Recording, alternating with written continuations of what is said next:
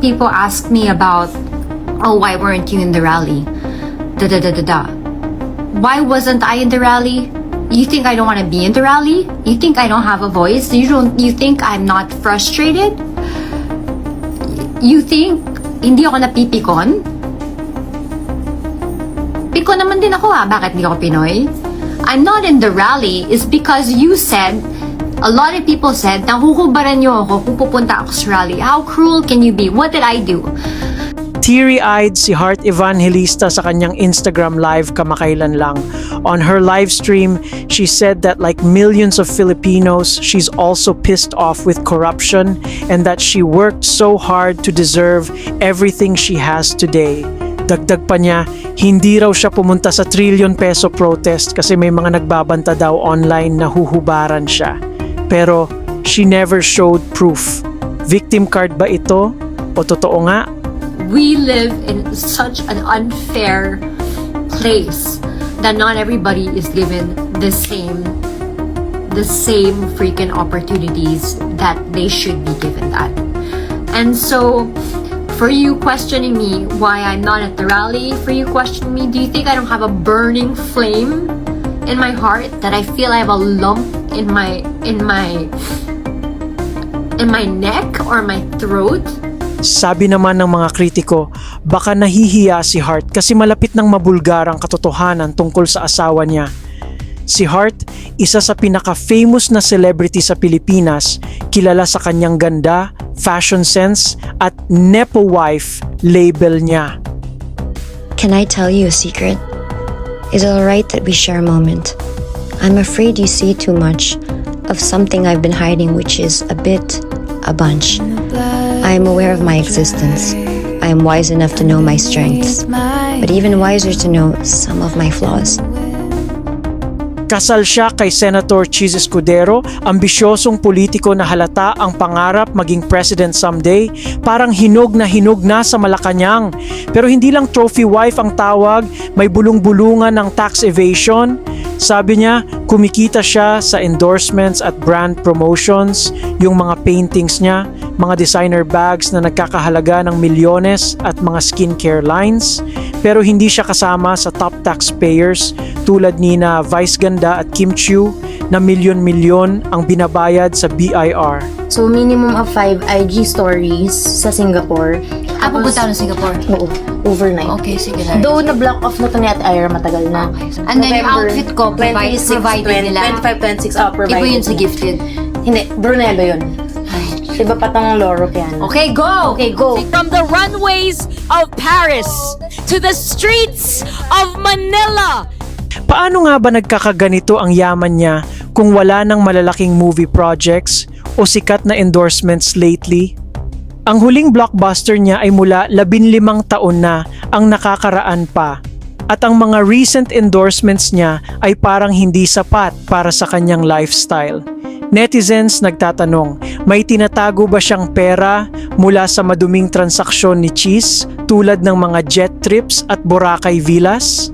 That's why my parents were so upset when I met my husband now, was because they didn't want to let go of me, and they would even say really bad things about my husband because he was not good enough, he was not financially good enough, he was not. So what was my armor? What was my number one power? Was my job. Pero biglang nag-iba ang lahat nang dumating si former Undersecretary Roberto Bernardo sa eksena o sa Senate hearing noong ika-25 ng Setyembre. Sabi ni Bernardo, si Chis Escudero ay corrupt politician na nakakuha ng cut mula sa 100 at 60 milyong piso kickbacks sa flood scam at ang bagman niya ay si Maynard Ngu. In this affidavit, I shall mention my personal knowledge regarding Senator Chis Escudero as follows. Maynard Ngu and I are close friends and we go years back. He is also a close friend and campaign contributor of Senator Chis Escudero. Ayon din kay Bernardo, nagkita sila ng personal ni Chis sa Cork Wine Bar sa BGC noong Hulyo para pag-usapan ang mga proyekto over a glass of expensive wine. Imagine yon. Kaya nga ba paborito ni Chis ang 30 milyong piso? Si Ngu, nag-donate ng 30 milyong piso sa huling political campaign ni Cheese at si Lawrence Lubiano naman, ang very generous contractor friend ni Cheese, umamin din na nagbigay ng parehong halaga. Parang lottery na lottery, di ba? After inclusion of the projects in Dagaa, I delivered 20% of approximately 800 million or about 160 million to Maynard Ngu, which was meant for Senator Escudero. Finally, I would like to add that deliveries of cash were personally made to me by me to Maynard Ngu at his office in Manila. Now let's go back to so-called Nepo wife heart. At ito lang naman ang educated guess or hinala natin, pwede siyang beneficiary ng political loot through Maynard Ngu. Unang-una, sina Hart at Maynard ay co-owners di umano ng mga negosyo. Si Maynard Ngu na binanggit ni Bernardo ang di umano'y bagman ni Escudero na siyang tumanggap ng nasabing amount. CEO si Ngu ng Cosmic Technologies Incorporated o mas kilala bilang Cherry Mobile na nag-contribute din ng 30 million sa senatorial campaign ni Escudero. Spotted ang ilang photos ni Hart Evangelista sa nasabing bar na ine-endorso rin ang Cherry Mobile. According to reports, Hart and Maynard each own at least 12.5% of Luxel PH. That's a 53 million peso valuation this year with sales of over 100 million driven by Hart's endorsements. Hindi lang yan, co-owners din daw sila ng Harlan Fractional Estate Inc. at Luxury Villas sa Boracay. Plus, siya ang endorser ng Cherry Mobile ni Maynard, ang Love Marie Collection phones niya bearing her art designs. Sa parehong bar, may groupie rin si Lawrence Lubiano na top campaign donor ni Escudero noong 2022, kasamang anak niyang si Lemuel na boyfriend umano ni Claudine Co, pamangkin ni Congressman Zaldico. Lumitaw pati ang mga litrato ni Escudero kasama si Ngu at Kirante. At ang Cork Wine Bar, hangout nila, co-owned din ni Maynard Ngu kasama ang brother-in-law ni Cheese. Kaya nga ba ang yaman ni Hart hindi lang galing sa hard work, it could be part of the alleged 160 million peso kickback that her husband received through his bagman Maynard. So what does this mean? It could mean that Hart's business partner is her husband's alleged bagman. Ang tindi, di ba? So how can Hart, with all these allegations, deny na hindi siya nag-benefit sa alleged corruption ng kanyang husband? Pero sa gitna ng iskandalo, mukhang hindi na matutuloy ang presidential dream ni Cheese. The Senate probe shows a 20% kickback rate. That's 160 million pesos from 800 million peso insertions.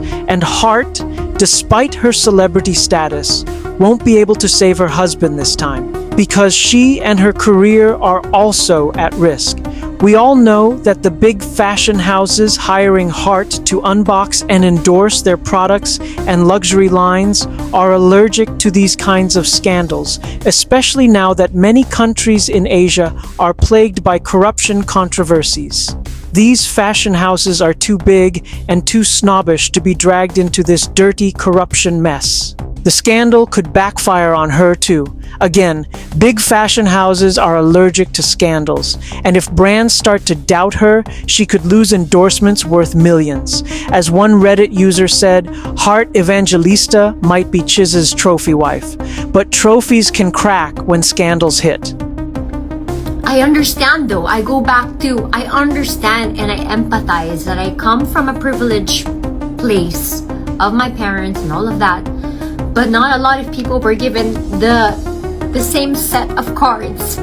So habang busy si Hart sa IG Live defending herself, ang tanong ng bayan, can she really distance herself from Cheese Escudero and his bagman, Maynard Ngu?